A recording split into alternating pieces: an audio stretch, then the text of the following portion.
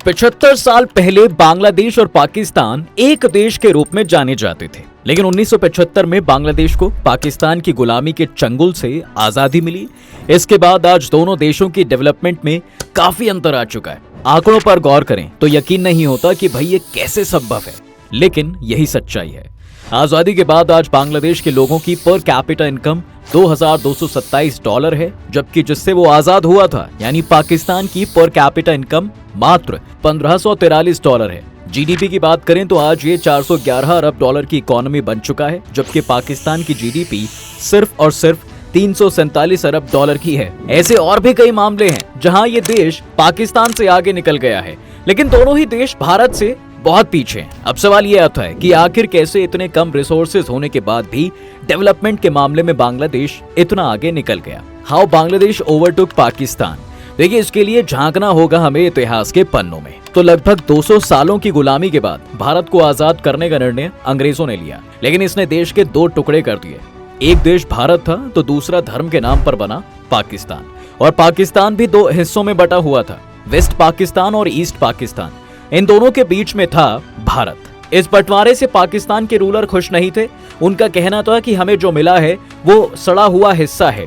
उनका यही दुख नफरत में बदलने लगा और ये भारत को अपना सबसे बड़ा दुश्मन मान बैठे। इन्हें लगा पहले बदला लेना चाहिए। अब बदले की भावना में इसने अपनी प्रोग्रेस को किनारे रख दिया, और ऐसे में इन्होंने अपने वेस्ट पाकिस्तान वाले एरिया में डेवलपमेंट का काम तो किया, लेकिन ईस्ट पाकिस्तान वाले एरिया में डेवलपमेंट का कोई काम नहीं किया। साथ ही गवर्नमेंट के साथ साथ वेस्ट पाकिस्तान के लोग भी ईस्ट पाकिस्तान में रहने वाले लोगों को अच्छी नजरों से नहीं देखते थे। आगे चलकर दिन प्रतिदिन दोनों हिस्सों के बीच सोशल और इकोनॉमिक अंतर बढ़ता चला गया।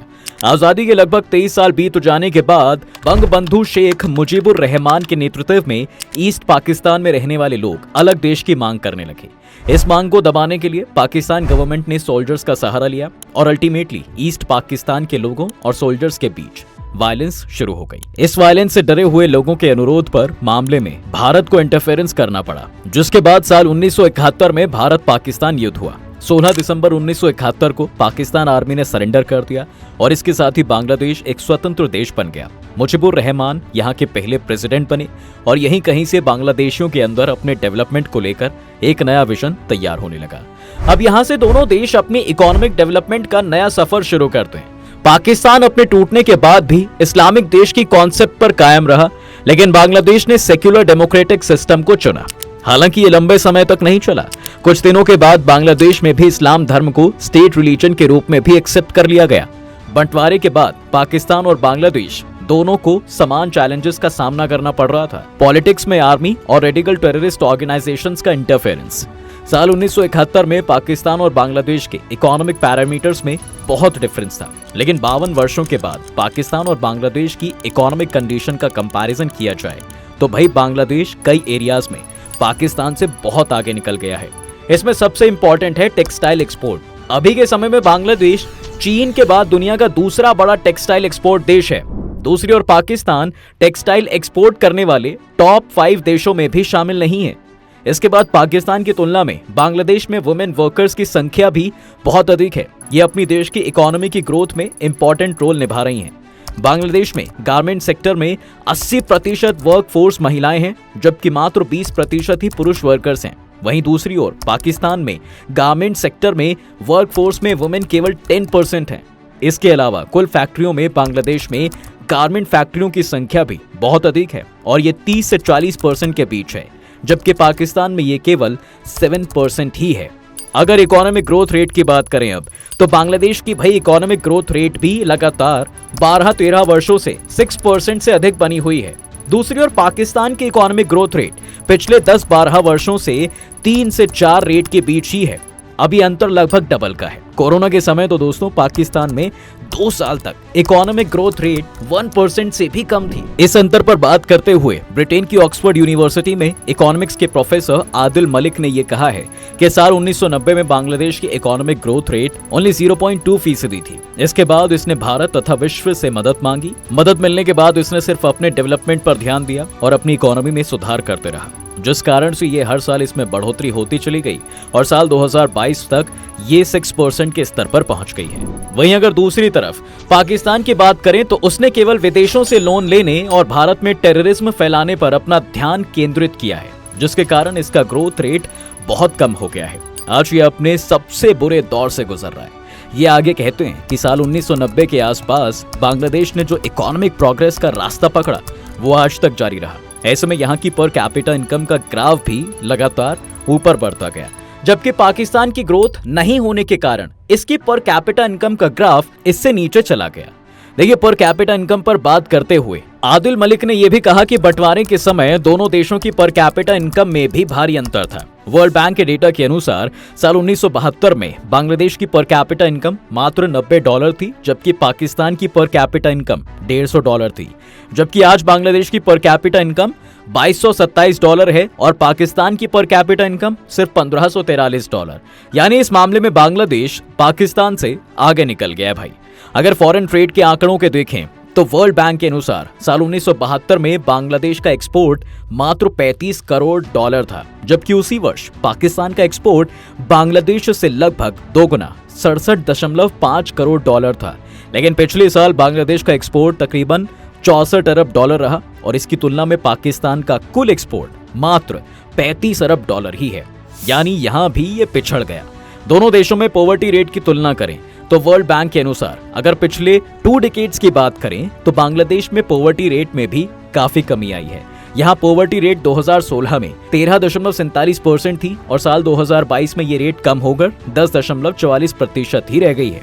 वहीं दूसरी ओर साल 2023 में पाकिस्तान में पॉवर्टी रेट 39.4% है, जबकि साल 2018 में पाकिस्तान में पॉवर्टी रेट 22% ही थी। यानी यहाँ पॉवर्टी रेट लगातार बढ़ रही है। देखिए, अब अगर दोनों देशों के बजट पर नजर डालें तो यहाँ भी बड़ा डिफरेंस आ गया है। पिछले 50 वर्षों में बांग्लादेश की इकोनॉमी 250 गुना बढ़ी है।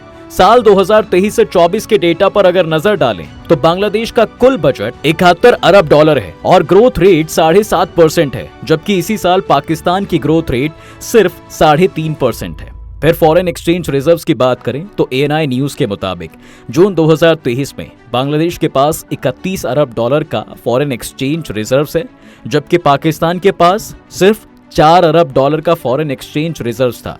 पाकिस्तान के पास जो फॉरेन एक्सचेंज रिजर्व्स मौजूद हैं वो भी दूसरे देशों से मिला लोन ही था। आज दोनों देशों की इकोनॉमी के आकार में भी डिफरेंस आ गया है। देखिए, बांग्लादेश की इकोनॉमी का आकार $454 अरब है, जबकि पाकिस्तान की इकोनॉमी का आकार केवल $340 अरब ही है। ये अंतर लगभग $100 अरब का है। बांग्लादेश फिलहाल दुनिया की 33rd सबसे बड़ी इकोनॉमी है, तो वहीं कई इकोनॉमिस्ट ये दावा कर रहे हैं कि भाई साल 2030 तक बांग्लादेश की इकोनॉमी का आकार जो है करंट लेवल से डबल हो जाएगा। कभी लोन्स और ग्रांट्स पर 100% डिपेंडेंट रहने वाला बांग्लादेश का बजट आज सेल्फ सफिशिएंट बजट है। इसी से संबंधित BangladeshNews.com में पब्लिश्ड एक आर्टिकल में कहा गया है कि भाई हमारे देश ने बहुत प्रोग्रेस की है क्योंकि आर्मी को पॉलिटिक्स से दूर रखा गया है। आज इकोनॉमिक डेवलपमेंट में पाकिस्तान बांग्लादेश से 5 टाइम्स पीछे रह गया है, जबकि पाकिस्तान एरिया में बांग्लादेश से 5 टाइम्स बड़ा है। अगर ह्यूमन डेवलपमेंट इंडेक्स की बात करें अब तो यहाँ भी बांग्लादेश ने पाकिस्तान को पीछे छोड़ दिया है। दरअसल वर्ल्ड बैंक की एक रिपोर्ट के अनुसार वर्ष 2020 में इन्फेंट मोर्टेलिटी रेट 23 पर 1000 थी, जबकि पाकिस्तान में 54। बांग्लादेशियों की एवरेज एज 73 साल है, जबकि पाकिस्तानियों की एवरेज एज 67 साल ही है। प्राइमरी एजुकेशन में बांग्लादेश का रिकॉर्ड करीब 100% है, जबकि पाकिस्तान की सिर्फ 44% है।